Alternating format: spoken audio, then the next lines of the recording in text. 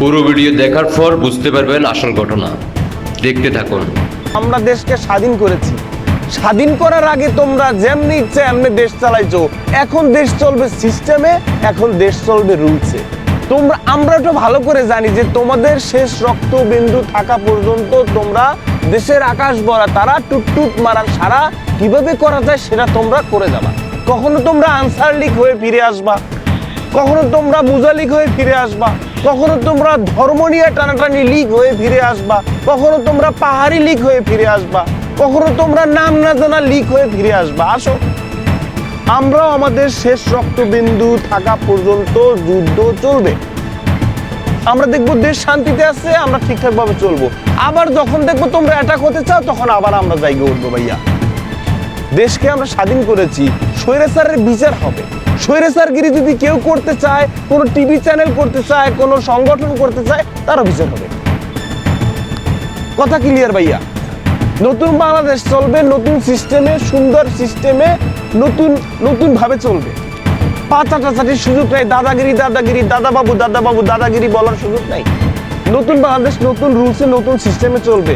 আগের বাংলাদেশ নাই। ওনাকে আপনারা অনেকে চেনেন, আমিও মোটামুটি চিনি। নাম হচ্ছে রাফি নাকি কাফি। আচ্ছা, ওনার কাজ ছিল কয়েকটা পশু লালন পালন করা, পিছনে খাবার দেওয়া আর ব্লগ বানানো, অনলাইনে ইনকাম করা। শেখ হাসিনা ক্ষমতা থাকার সময় উনি ব্লগ তৈরি করতেন, বিভিন্ন বিষয় নিয়ে কথাবার্তা বলতেন। অনেক কষ্টের বিনিময়ে একটা মোটরসাইকেল কিনে করলেন। বাট চলাফেরা স্টাইল, বিলাসিতা জিনিসটা তেমন একটা ছিল না। অনেক পরিশ্রম করতো তখন, কিন্তু পরিশ্রম করে অনলাইনে মোটামুটি নিজে চলতে পারতো অথবা পরিবারদের ফ্যামিলিদেরকে চালাইতে পারতো। বাট গত 5ই আগস্টের পরে পূর্বতে জড়িত ছিল, এটা তো এখন প্রকাশ হচ্ছে।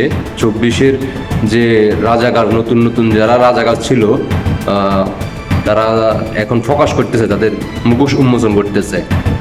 তো রাফিকে আমি বলতে চাই, বেশি ফাল পারিও না, বেশি ফাল পারা ভালো না। ভালো ছিলে, ভালো থাকতা। অনেক ভিডিও তোমার দেখতেছি, শুনতেছি, তুমি অনেক লাফালাফি করতেছ। শেখ হাসিনার অবদান, শেখ হাসিনার আওয়ামী লীগের অবদান, ছাত্রলীগের কি করবা, যুবলীগকে কি করবা, তুমি কে ভাই? শুধু সময়ের অপেক্ষা।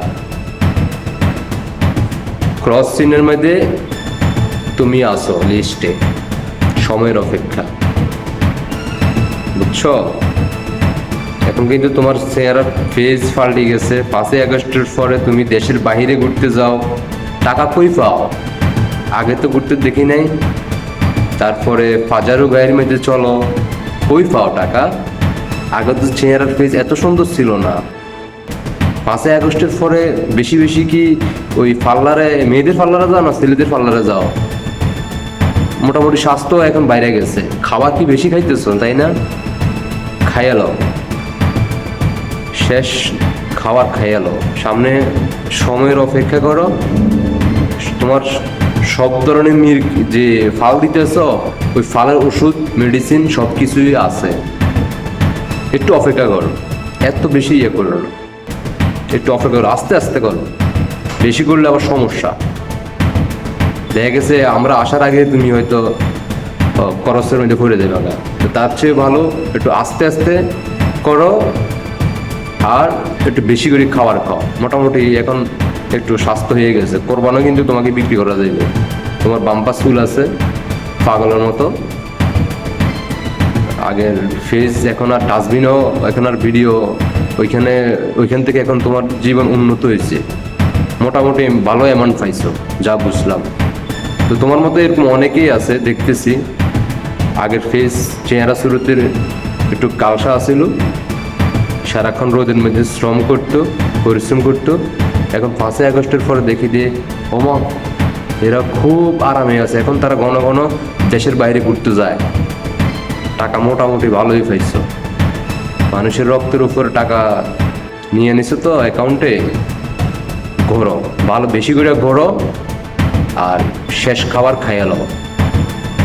যত বেশি খাইবা তত বেশি তোমার সময় গনে আসবে। তো আবার এগুলো রাইখা দেবে না, কারণ রাইখা দিলে খাইব কি, বুঝো নাই? তো ভালো থেকো, আল্লাহ হাফেজ।